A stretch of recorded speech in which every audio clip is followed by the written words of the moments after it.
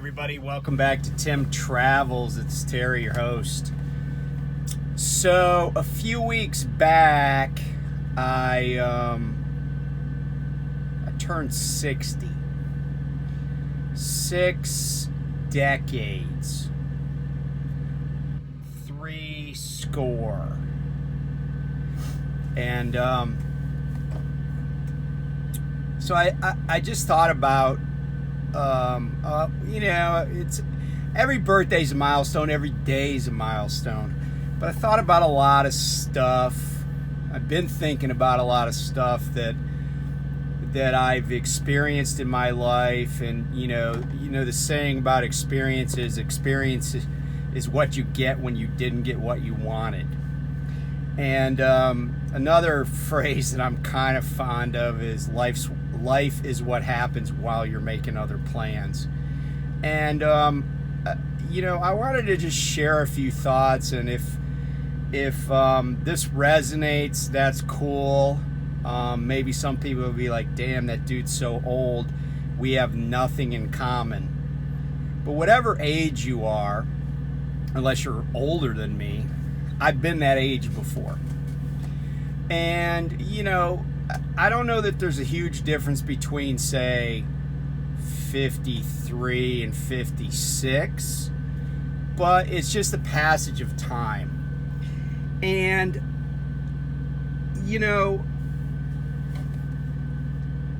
I hope that when I die, I don't have any regrets, but I probably, I might.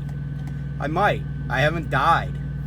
And so I don't know, if I'll be like, man, this was unfinished business. I kind of feel like everybody's life, no matter how long you live. And by the way, our 39th president, Jimmy Carter, is celebrating his 98th birthday. I think today, but definitely this weekend. So happy birthday to President Carter. Certainly the oldest person, the oldest president ever, former president, whatever you want to say, but no one who's been president has lived to be the age of 98. And I kind of believe that there's something to his longevity that is not just physiological. And certainly that plays a part in it. He's led a healthful life. But I think he has a purpose in life that is really, really admirable.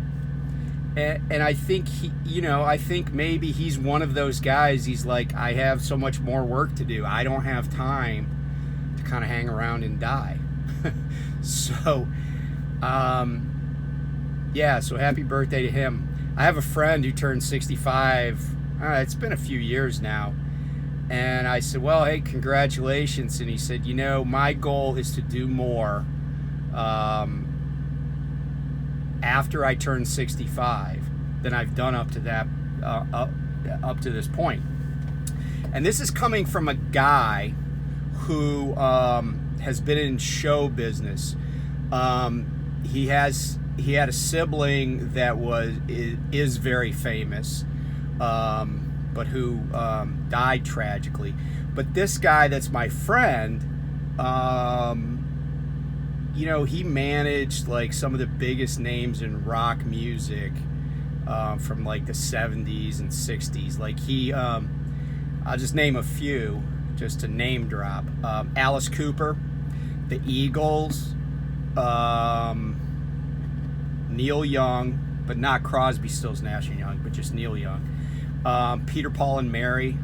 And he knows, like, I'm a huge fan of Lynn Ronstadt. One time I said to him, I'm like, hey, what, because he knows, like, all the people that were around the Eagles, Bob Seger, J.D. Souther, and of course, Linda Ronstadt. And I said, what's Linda Ronstadt like? And he goes, you know what? She's as nice as you could imagine. Like, how she seems, how nice she is, she really is that nice in person. Like, she's just the sweetest person ever. And I saw she just came out with a new book. So, and if you're not my age or a little older, you may not realize how huge. I mean, everybody knows the Eagles were huge, but how huge Linda Ronstadt was. I think in 70 and 71, she was like the #1 selling artist in the world. So huge, just huge talent, and just a really, really nice person too, according to my friend. So anyway, I'm kind of just riffing, going off on a tangent, but I put together. So it's been a few weeks actually since I put this together, but I put together a list because I'm 60. I put together a list of 60 places to go or things to do in your life. Now, here's the interesting thing. I don't necessarily believe in bucket lists. I just believe in kind of like, a lot of your life you live in the moment, and a lot of it maybe you plan for things. And sometimes things are serendipitous, and sometimes things are very deliberate.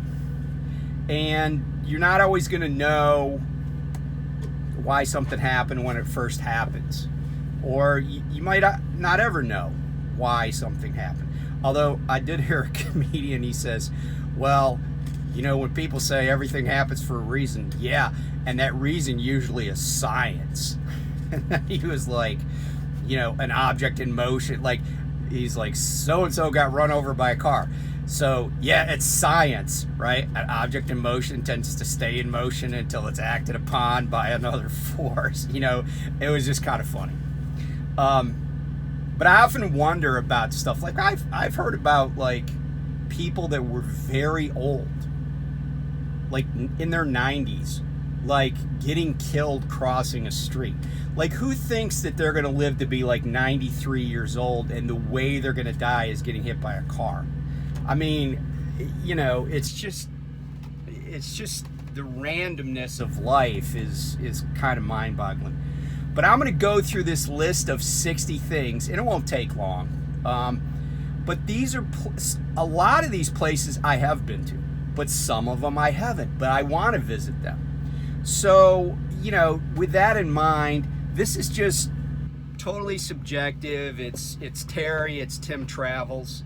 And yeah, so, and by the way, the order of these is more sort of kind of geographic. I kind of just worked from the northeast to down and across to the west and up, and then after the fact I kind of circled back to other places. And some of these places have historical meaning, import. Some of them are just experiences that you might want to have, and some of them are all of that. Some of them are adventures, all of that. Number 1, Independence Hall in Philadelphia. Number 2, the Liberty Bell. And by the way, you're gonna know, if you follow along and you know where a lot of these places are, a lot of these are things you could do literally in one day, in one trip, right? So like, even though there's 60 things, you wouldn't need to take 60 road trips or 60, specific things. A lot of these things you could just do in any, in any order, and you could combine them or come back or whatever. So number 3, Faneuil Hall in Boston. I just think it's kind of cool. And it has a lot of historic significance. Acadia National Park. I went up there for the first time this summer. I wish I didn't wait till I was almost 60 to go visit that place, because it was really, really awesome, and I definitely want to go back. Cape Cod. Cape Cod's a big place, but there's lots of cool stuff to go out there, to do out there. The Metropolitan Museum of Art in New York City. It's on Fifth Avenue around 82nd Street, right on the edge of Central Park. And the reason I recommend the Metropolitan Museum of Art is because I could say the Louvre, I could say the Hermitage, which is in St. Petersburg, Russia. There are certainly tons of incredible museums and art galleries in the world. But what I'll say about the Met is this. First of all, it's accessible. But second of all, the breadth of its holdings is incredible. Now, I will tell you, I've been to the Met. I used to be a member. My wife and I were members of the Met. I've been there a bunch of times. The Met is kind of like, I don't know, it's kind of almost like Disney World in that you can't do everything in one visit. But even if you only go once and just take they have tours that are free, and just take the, you know, like highlights of the Met tour, you will have it. It will make your life better. You will just experience stuff that you have never experienced before. You'll see works of art that you've only read about in books or know about, and it will be very cool. And then the Museum of Modern Art, which is also in New York City, Empire State Building. It's probably the coolest skyscraper in America, certainly, and maybe in the world. Go up to the observation deck. It's kind of cool. It's been in movies. It's, you know, lots of people have gotten engaged up there. It's just really cool. And it's a cool Art Deco building. It's from the 30s. It's not an ugly building. It's a cool, massive building. Niagara Falls. It's hard to put into words the power until you go see it. Ellis Island. Probably, now this number gets smaller every year, of course, because of how immigration works. But, you know, at one time, certainly about 70% of all the people in the United States had family members, ancestors that came through Ellis Island. It is an important part of the American story. Ride the Staten Island Ferry for a lot of reasons. One is, first of all, it's free. Two is, it gives you really great views of New York Harbor, including the Statue of Liberty, which I didn't list on here because the Statue of Liberty, you can go up in it, but it's a thing, you can see it, you can get up pretty close to it even without going over to Liberty Island. And if you go to Ellis Island, you can go to Statue of Liberty really easily. But ride the Staten Island Ferry, it's kind of fun. Go to Rockefeller Center during the Christmas holidays. And in fact, Manhattan during the Christmas holidays is just a really, for lack of a better term, a magical place. All the Christmas decorations, it's just, you know, it's great.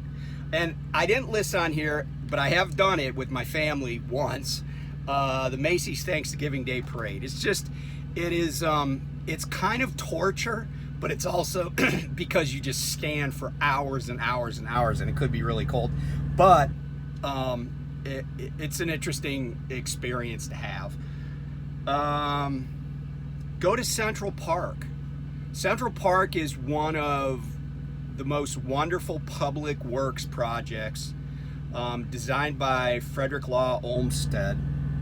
It was at a time when government and even wealthy people were like, hey, let's share this with other people, with everybody.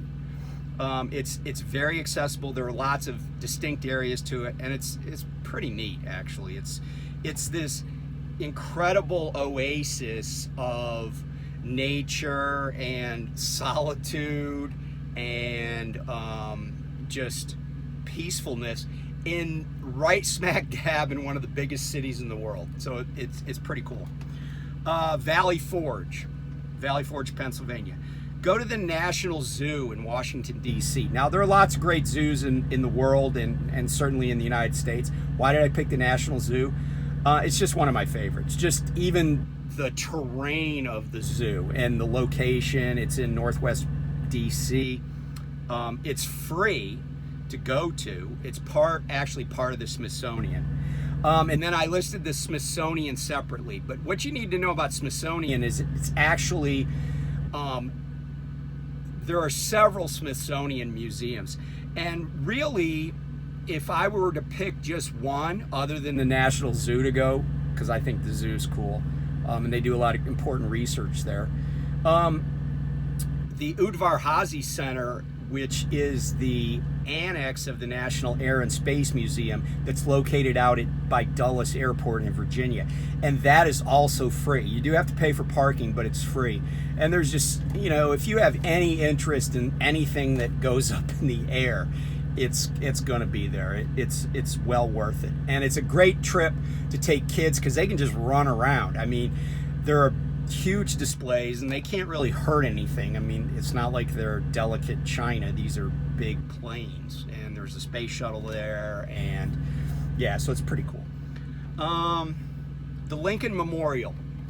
What you see on TV is basically what the Lincoln Memorial is, but it's not that you get some huge revelation. It's that you go to a site that has such historical significance. This is where the steps of the Lincoln Memorial is where Martin Luther King Jr. gave his "I Have a Dream" speech. It has been in any movie, millions of movies. It's just iconic, and to just go there and stand in front of the Lincoln statue is it gives you goosebumps.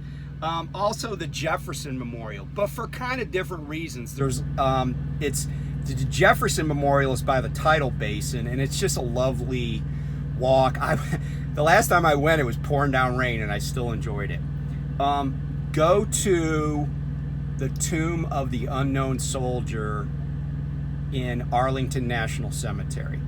You'll have to walk a ways, but if you go there during normal business hours, you can also witness the changing of the guard, which is accomplished by the old guard, U.S. Army troops from the 3rd Infantry Division, and they are headquartered there at Fort Myer. If you're military and you have access to Fort Myer, it's easier actually to get in from the Fort Myer side. But regardless, go there. Arlington itself is I think it's an important place to visit for any American. But the Tomb of the Unknowns it's just one of those ceremonial places that's really just not to be missed. Go to the Army-Navy game. Tickets are not easy to get to the Army-Navy game. I have probably been to, I would say, 8 Army-Navy games, but you will not have a better experience in college football, in part because of some of the pageantry of it, some of the ceremonial portions of it, in part because of the tradition of the two schools. There is an incredible amount of really funny stuff that goes on, and videos that are made, and it's a big deal. And also, it's the only college football game you're going to go to where they're going to have like all these military static displays. There's going to be tanks and helicopters and planes and all sorts of crazy stuff. So it is an experience, and it's definitely one of the best college football experiences. Go to a Major League Baseball game just once. Pick one, I don't care. It's just fun to go to the ballpark. If it just happens to be a really iconic and historic ballpark, like say Wrigley Field or Fenway Park, or even Yankee Stadium, although it's the new Yankee Stadium, it's fun to go to the baseball game. And I was telling somebody, just drink beer and eat shelled peanuts and stuff. I do really enjoy minor league baseball games. Those are fun, but going once to the major league ball game is cool. Another stadium that I think which by the way is a really huge baseball stadium, is Dodger Stadium. But there's a lot of really nice ballparks in the country. Certainly the one in St. Louis is cool. So, and Camden Yards, where the Orioles play, a lot of them are really nice. Cleveland Stadium is nice. Go to an NFL game. Again, just for the experience. I've been to a few. Here's the funny thing, I'm recommending going to one. I don't actually care that much for going to NFL games. I've gone as a fan. I've gone for business reasons, like taking clients or whatever to games. But it's kind of funny because I had a friend who played for the Ravens, and he said to me, because I look at professional athletes like I look at, truck drivers. It's their job, right? And so I've never bothered anybody for an autograph or for swag or for but this friend of mine said, hey man, if you ever want tickets to the game, let me know. And I said, you know what, man, I really appreciate that, but I like to be home on Sundays. I said, maybe if it was a Saturday game, because sometimes in December when there's no college football, they have a Saturday game. I said I might go, but honestly, it just takes up a whole day, and I definitely don't want to do it on Sundays. A lot of college football games, I've been to a ton. It's a lot less rigmarole, even at big colleges, even at like Big Ten schools or whatever, but definitely at Navy games. It's still a lot of fun, but it's not as much rigmarole. Go to Fort McHenry in Baltimore. Go to Mount Vernon in Virginia. Go to the Gettysburg, both the town and the National Battlefield Park. Go to Antietam to the National Battlefield Park. Go to Fredericksburg. Now, the Chancellorsville Battlefield is right near Fredericksburg in Virginia. Also, Wilderness and Spotsylvania. It's all kind of in one area, although the battles were fought at different times. Fredericksburg is in December of 1862. Chancellorsville was in May of 1863. That's where Stonewall Jackson was killed. And then the Wilderness, Spotsylvania were in 1864. Hike on the Appalachian Trail. I didn't say you got to through hike it. Most people never do. But it's interesting to get out there and, do 10 miles. Spend a day out there or whatever. Go to the Martin Luther King Jr. historical sites in Atlanta. I learned a lot about him, his family. I went to Ebenezer Baptist Church where he was a preacher, and then that's the old church where he was the preacher, and then the new Ebenezer Baptist Church is across the street. But there's a lot of interesting stuff there. It's just really interesting, and it's an important part of our history. Go to the Kentucky Derby. There are 3 Triple Crown races. I've lived in the Baltimore area for many, many years. I've never been to the Preakness, and I've never been to one of the Triple Crown races. But I think I would go to the Kentucky Derby just because it's not the most important race, but it is. If that makes sense. It's the Primus Inter Pares, the first among equals. It's also the shortest of the Triple Crown races. Just a little trivia there. Go to Monticello, Jefferson's home.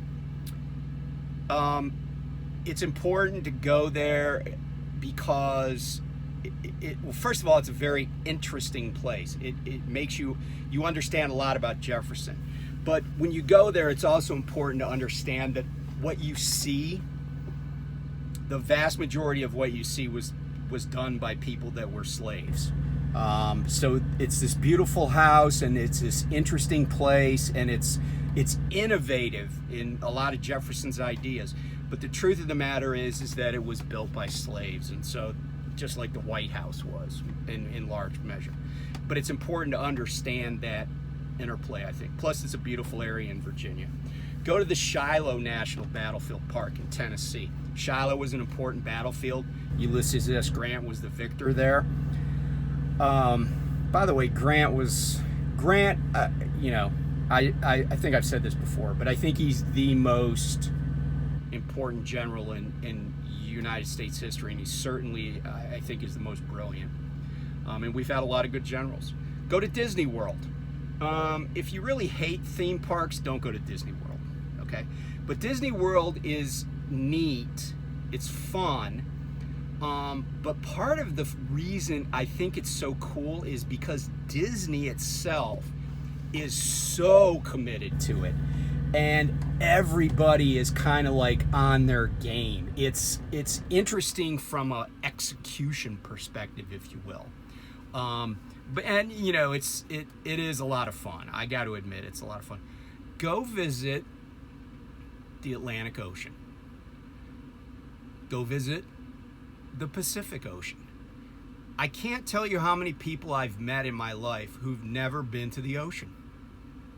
I mean, we're a maritime nation, right? And you know, you'd be surprised how many people have never like stood on the beach on the East Coast or the West Coast, or seen the Atlantic Ocean in person or the Pacific Ocean in person. Go to the ocean, right? It's a big deal. They've been around for a long time, you know. It's why we have a Navy. Go to the French Quarter in New Orleans. And I'm not talking about the debauch, you know, but it's interesting to understand when this country was founded, that was French territory, right? And it's just, Louisiana's kind of interesting because of their legal system and just how the influence that the French have had over that place.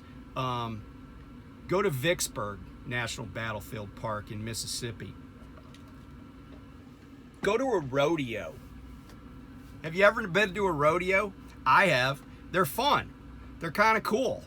And it's, you know, other than bull riding, and I guess pretty much other than bull riding, most of the things you see at a rodeo are actually cowboy skills. So it's pretty cool. It's pretty cool. Go to the Grand Canyon. And go to the Grand Canyon as many times as you can in your life. You'll never be disappointed. You'll never not want to go back. You'll never be like, oh, this is my third time, I've seen enough. Because you can't. That's not a thing. It puts you in perspective, right? It puts you as one human being in perspective. Go to Arches National Park, Bryce Canyon National Park, go to Mesa Verde National Park, go to Canyonlands and Zion and Capitol Reef. Now, other than Mesa Verde, right, those are the big five in Utah. Mesa Verde is actually in Colorado near the Four Corners area. But if you had about a month, you could go to those five parks and Mesa Verde and the Grand Canyon, and you would not be wasting 1 second, except maybe when you're driving from one to the other. You know, and honestly, you know, the time you take to do these things is going to be time well spent. It's going to be something that no one can ever take from you. You can't take a memory from somebody. I mean, I guess you can, but you know what I'm saying. Go to Temple Square in Salt Lake City, Utah. Now, Temple Square is where the Salt Lake LDS Temple is. It's also where the Mormon Tabernacle is. And the reason I bring this up is, first of all, there's some interesting history there, but and you know, certainly it's owned by the Church of Jesus Christ of Latter-day Saints, but it's pretty interesting, just like the architecture, the stories behind it, but also the Mormons are a uniquely American religion. They're basically the only major religion in the world that's American, that was founded in America. And so it's an interesting part of our history. I should also note that the Mormons were instrumental in making sure that, and I didn't list this on my, I didn't list this here, but the Golden Spike National Historic Site in Promontory, Utah, the Mormons were instrumental in making sure that the Transcontinental Railroad was accomplished. I mean, if you took away Mormons and Chinese people, you know, I'm not sure if it ever gets, it would have gotten built at some point, but you know what I'm saying, right? Mormons and Chinese people did huge amounts of heavy lifting on that. I'm not saying they were the only ones, but huge amounts of heavy lifting to accomplish that. Go to Los Angeles, California. It's the second largest city in the country. It's LA, baby. Los Angeles is a pretty cool city, actually. There's a lot of really cool things to do, and you could pick anything. I mean, whether it's food or you want to go to Mann's Chinese Theater, whatever it is, right? There's lots of cool things in Los Angeles. And I like Southern California. My wife's from Southern Cal. Yeah, so there's some cool stuff in LA. Go to San Diego, another beautiful city, one of the largest cities in the country. Go to San Francisco, again, a lot of history. And by the way, there's a million places in California that are cool. Another one of them is Yosemite National Park. I mean, certainly Kings Canyon, Sequoia, you name it, right? There's just a lot of cool stuff in California. California is a beautiful state. Go to Yellowstone National Park. Go to the Gateway Arch in St. Louis. There is a national, I don't know if it's a park or national site there. Visit the Black Hills. Now keep in mind, I'm not saying necessarily go to Mount Rushmore. You can go to Mount Rushmore. I felt when I went to Mount Rushmore that it was it's kind of weird. Like, I've heard people say, oh, it was this awe-inspiring thing. To me, it looked basically the same as a picture, that and nothing more, and it was very touristy. But the Black Hills have a lot of historic significance, a lot of spiritual significance to the Lakota, and it's a beautiful natural area to visit. Go to Multnomah Falls outside of Portland. That's in the Columbia River Gorge. One of the most visited things in the Northwest. And by the way, why do we say the Pacific Northwest? We don't say the Atlantic Northeast. I just say the Northwest.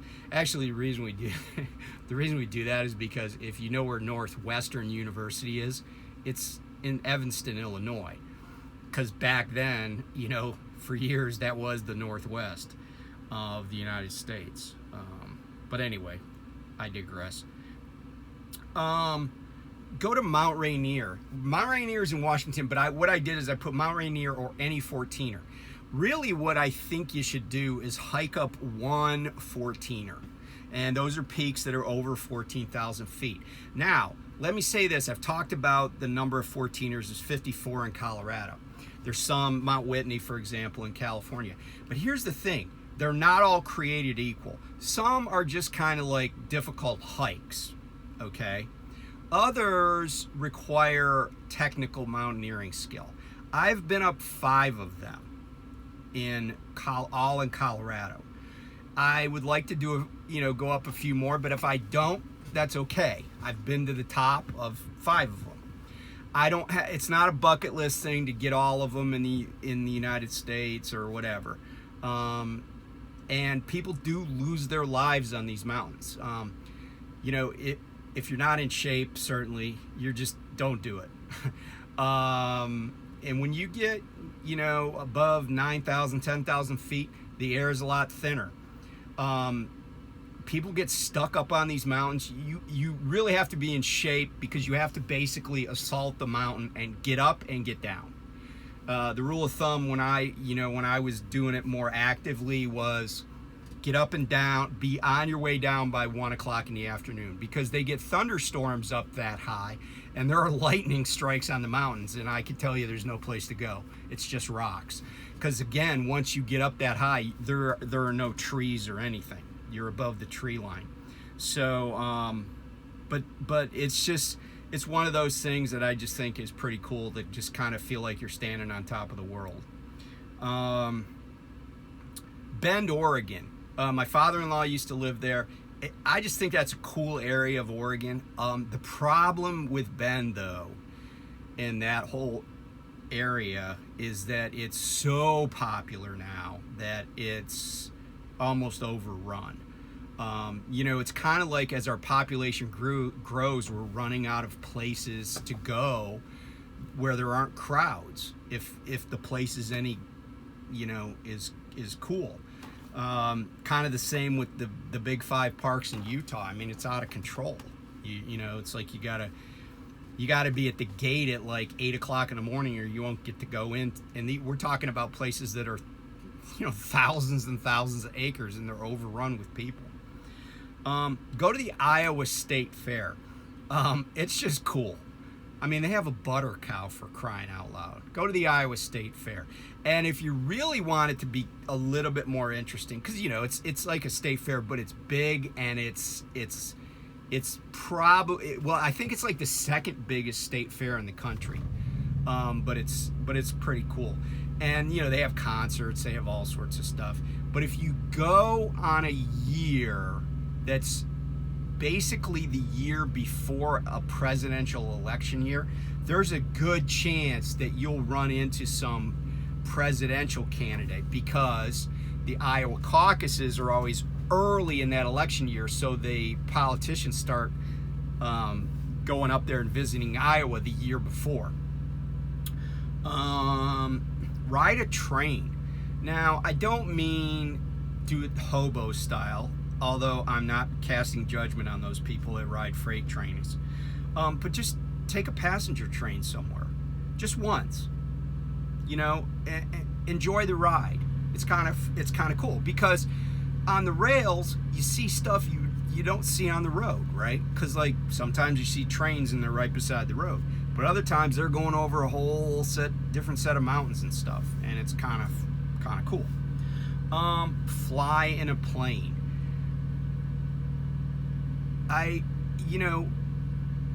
In this day and age, it seems weird that people haven't ever flown in a plane. I flew in a plane when I was a kid once, like on a United Airlines flight, and then I didn't fly again until I was in the military. But then I've flown, I don't know, probably 1,000,000 miles or something. I don't know. But go for a ride in a plane. It's not something that lots of people don't do, and lots of people do it all the time, actually. But it's an experience you want to have, I think, unless you're scared shitless. And then number 60 on the list is go to Chicago. Again, Chicago's like New York, Los Angeles, San Francisco. And I'm not excluding any cities. I mean, I think there's a lot of cool cool cities in this country. I love going to Cleveland or Pittsburgh. Certainly, I spent a lot of time in Baltimore. I like Philadelphia. I like cities because cities are important. I mean, let's be candid. Cities drive the economy, believe it or not. And Chicago is a city with a lot of historic importance, but it's also the city in America that probably has the best dang skyline. Unlike New York and other major cities, Chicago has always been very careful about what it allows to be built and what its skyline looks like. And it has a spectacular skyline. There's a lot to love in Chicago. There's also, like any big city, they got their problems. But it's a city that I like, I'm comfortable in. I don't even mind driving a semi around in Chicago. You just got to watch out for low bridges. But yeah, it's just a place that like I said, I'm comfortable with, and I just like. And I always have. So anyway, that's my list of 60 things. But let me just share a couple of other thoughts. I'm trying to get better at what I'm doing, and I'm trying to get, we're all a product of our environment, and I'm a product of a guy who, and a man and a woman who were both, well, my dad was born right before the Depression started. My mom was born during the Depression. My father was a Marine during World War II, and he was just always working class, but that was okay because back then, a guy with a job, especially if it was a union job, could support a family. But I'm also, the product of a couple of people that really weren't the best of friends, and things didn't turn out the way my life has. I try to do better than my parents, and I think a lot of us do that. But I also think there are a lot of people that feel pressure because they may not do as well as their parents. I was born at kind of the tail end of the baby boom, although it's kind of funny. Somebody said I was, somebody told me, they're like, technically you're a baby boomer, you're really more of a Gen Xer. But I saw my parents make a lot of mistakes, both in their relationship and then, as it relates to their kids. And I tried not to do that in my life, but I wasn't fully successful. And I'm still trying to work on that. But what I've learned along the way is that you can make a lot of money, and you can, if you let it, you can spend your whole life working hard. And I don't know what you have to show for it at the end. I mean, maybe you have some financial stability, maybe you pay a mortgage off, but a lot of that seems kind of unreachable for a lot of younger folks these days. And I think it's interesting that there's now, and I, by the way, I think this is a great thing. It's inconvenient for lots of us, but I think it's a great thing that people are like, I'm just not going to work for crap wages. I'd rather paint watercolors, or I'd rather garden. I'd rather, volunteer at a homeless shelter, or do something that I want to do. I'd rather sit on my couch and play video games than work for crap wages.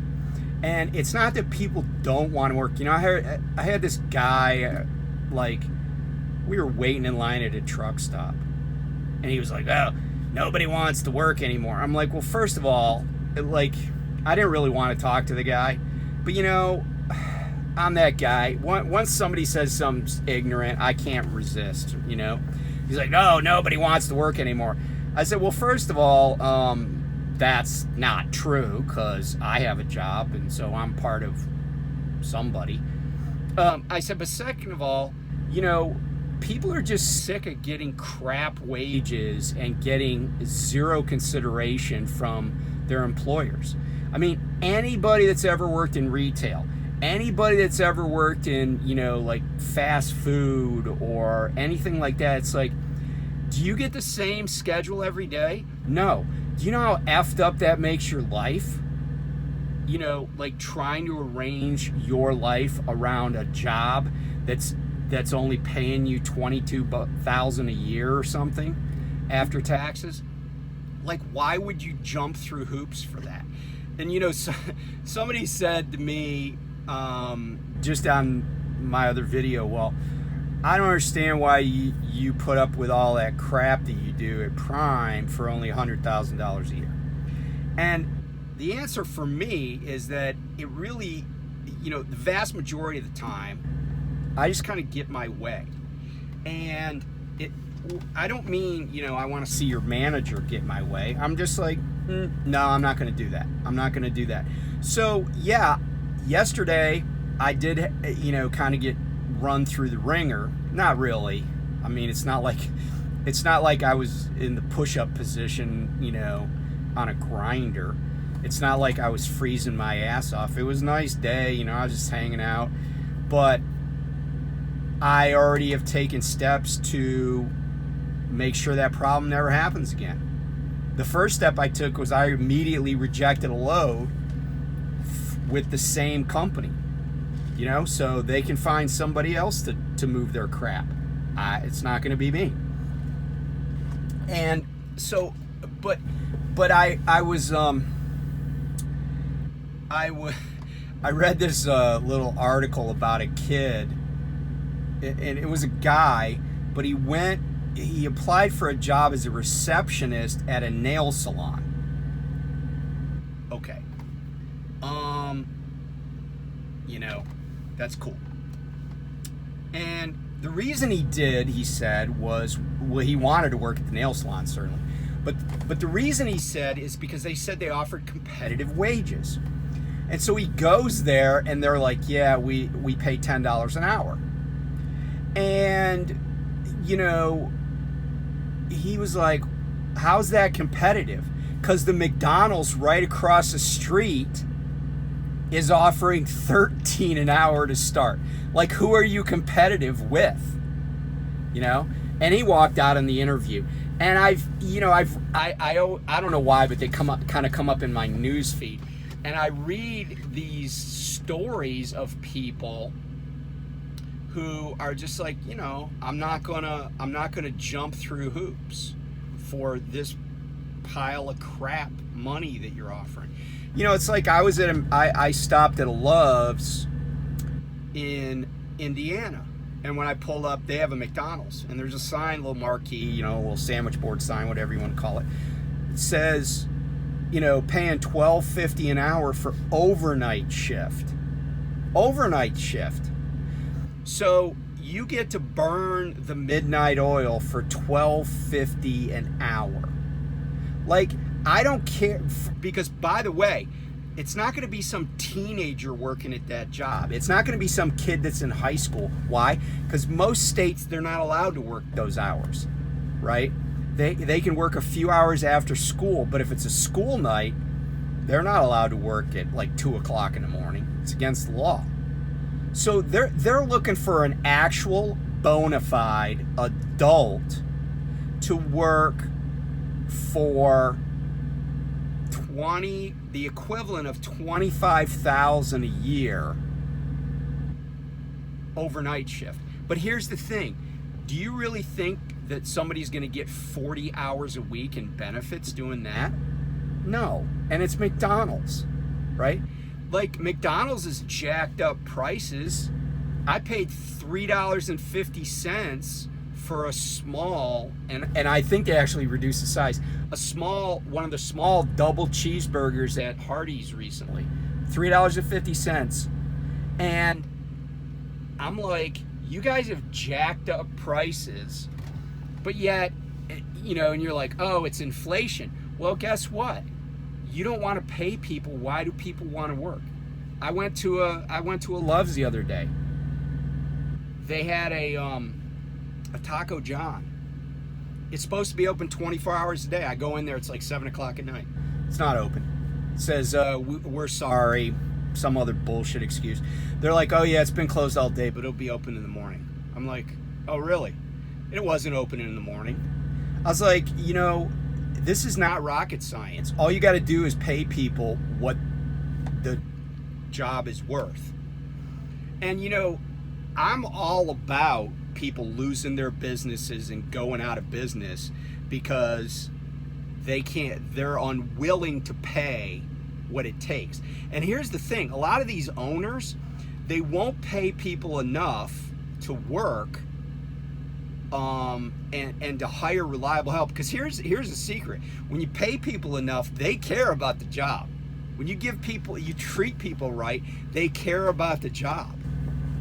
And the funny thing is, right, like these owners, they won't do the work that they can't hire. They won't pay somebody enough to do it, but they won't do it themselves, even to save their own business.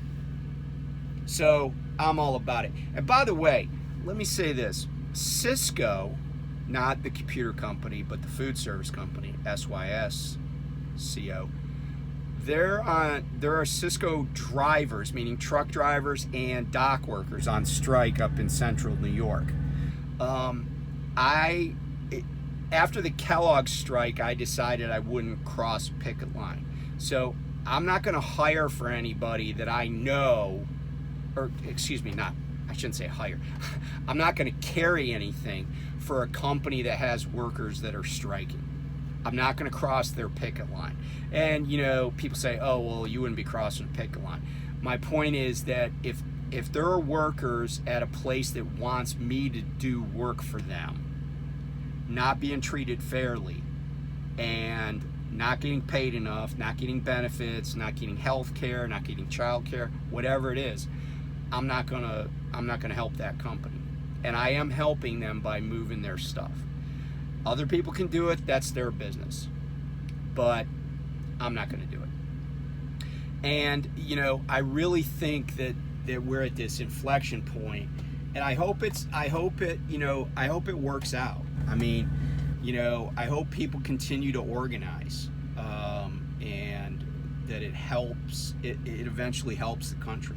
Because, like I said, my dad was a janitor at Greyhound bus terminal, but somehow he managed to support a wife and 2 kids. We had health insurance. I can't ever recall in my entire life not having access to health care at a reasonable price. Now, I don't know what my parents were paying for it, but you get my point. And no one should be in that situation. But anyway, I'm glad I have a lot of friends that are people, whether it's people I went to high school with, people I was in the military with, they're never going to see 60. They've been gone a long time. I certainly think about them. I have a younger brother that didn't see 30.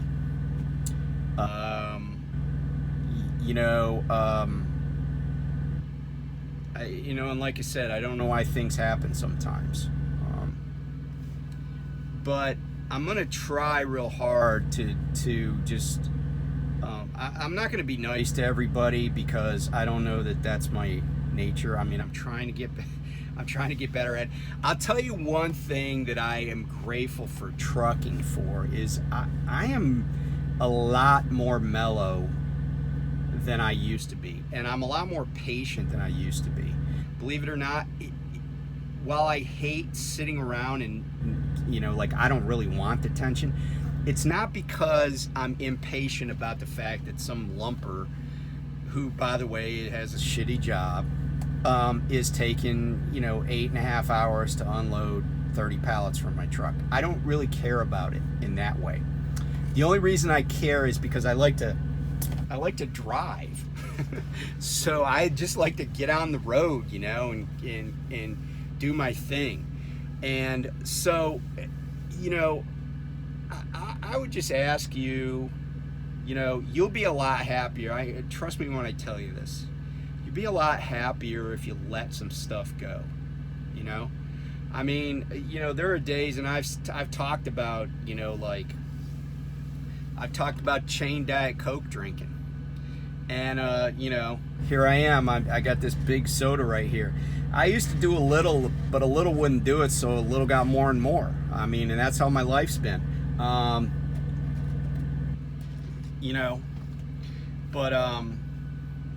That's about my only vice, I think. Well, that, and I like to watch trains. And I will stop to watch a freight train go by. And I actually did that earlier today. I got some stuff done with my truck. I got winter windshield wipers, replaced the old ones. Got a couple of gallons of windshield washer fluid, put that in.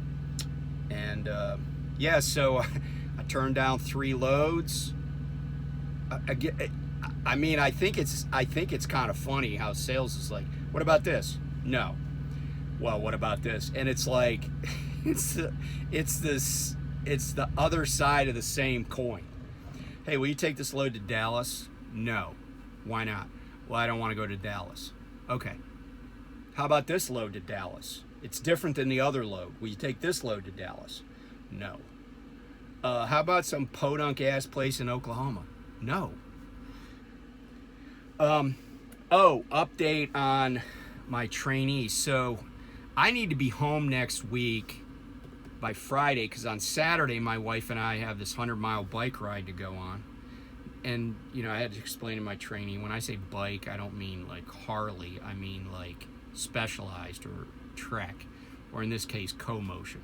So we'll ride our tandem on this, because my wife doesn't ride as fast as I do, but it's 100 miles. Yeah, we've done this before, so it'll be fun. And then on Monday I got a dentist appointment. So I told my trainee, because I was trying to get to Springfield to pick them up, and they kept offering me these loads that weren't going to work, because I'm trying to teach this guy something. So plus there were loads I didn't want to take. So I said, hey man, what if you just go home? And he's like, you know what, that'll work great. I can go home, I can get my license, because he passed the CDL exam. He's going to go home, get his license, and then I'll just go pick him up at home instead of in Springfield. Works. So, anyway, you want to go to Dallas? No. How about now? What if I ask you now, would you want to go to Dallas? No. I don't know what I don't know what's going on with these guys in sales, but it cracks me up sometimes. Anyway, I really appreciate all the subscribers we have. I think we're up to like 1,600 and some. So I get back to doing some history, but I did want to just share what Three Score had to say, and I don't know if any of this has made sense, but you know, I'm glad to be here. I don't know that I could always say that, but I am, and you know, I'm glad my life has turned out the way it has. It's not perfect.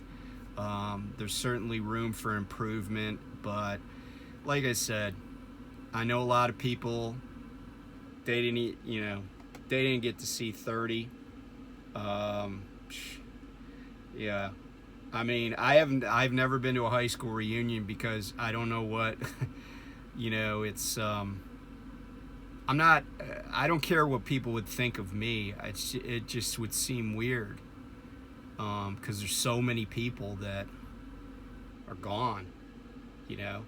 And here's the funny thing, right? Like, some of the people just, you know, tragic deaths, some from natural causes, and even some of the guy, like there was a guy that he was a classmate of mine. He was on the track team with me, but he was a much better runner. I really didn't run in high school, but he was cross country, track. And then he was in the medical profession. He freaking died at like 51. You know, nothing's guaranteed. And, you know, so I try to remember that. And I mean, it sounds cliche, but it's, you know, I think we all are shocked at, you know, when somebody leaves us, you know, because somebody comes to work and they're like, hey, Bill just died. What? I talked to him yesterday. It's like, yeah, no shit, he was here at work. All of us talked to him, right? Like, that's just how it happens, right? And you know, and I've been reading the news reports of this Hurricane Ian, and I'm like, in fact I said to Paul, the guy who trained with me, I said, what the hell is wrong with people? Like, we're not talking about a devastating tornado that creeps up in the middle of the night when people are sleeping. We're not talking about a flash flood here. We're talking about an enormous storm that people had like 5 days warning. And there's still, right now we're up to like 70 deaths and tons of people unaccounted for. And I'm just like, I don't get it. It's like we're a third world country. And, of all the things that I've seen in 60 years, that's probably one of the things that bothers me the most about where my country is, how impotent we are compared to where we were 40 years ago. Like, we're just not very good at stuff, and it really bothers me a lot. I mean, I don't try to dwell on it. But I see, like, how the military can't recruit people. Even the service academies are struggling to get people. And I think, I just think some of it's apathy, but I think some of it almost is like, people are just like in survival mode. And when you're trying to survive, you're not thinking about doing things to help other people. And so, I just don't think that we're in a good place, and I don't know how we're going to get back to a good place. But I know this: it's not going to be slogans. We're a terribly selfish nation. It's kind of ironic that, like, people that are in charge in Florida, when they were in Congress, were voting against funding for FEMA, voting against, relief for flooding and storms and everything. I mean, it's like, come on.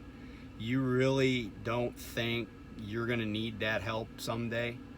It's just selfishness. It's just, and I look at other countries, like, say, South Korea or, Germany, where people are way more likely to just suppress their own desires for the good of everybody.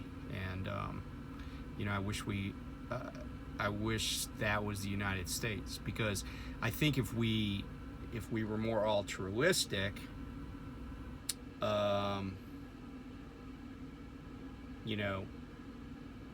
we would probably be the most powerful nation on earth in a good way. But that's maybe a discussion for another day. So anyway, thanks for hanging with me tonight. If you got this far, you deserve some kind of prize or something. And I appreciate it if you did. So, I don't have all the answers. I certainly don't have the answer key. But I've taken a couple of tests, so I'll share with you what I know. But anyway, just thanks to everybody. And I'm grateful for what I have, and I'm grateful for who I've known and who I know. And it's been a good ride. So we'll see how much longer how much longer it is. I'm not taking anything for granted. I don't know that I ever did. And I'm not trying to, like, wax too philosophical, but it's just interesting, and I'm gonna try to stay in good health, and because I don't really like going to the doctor. I'm not afraid of doctors. It's just a pain in the ass. It's a hassle. But I'm just gonna keep trying to get a little better at what I'm doing, and go from there. So anyway, thanks again, everybody. I appreciate you, and we'll talk to you soon.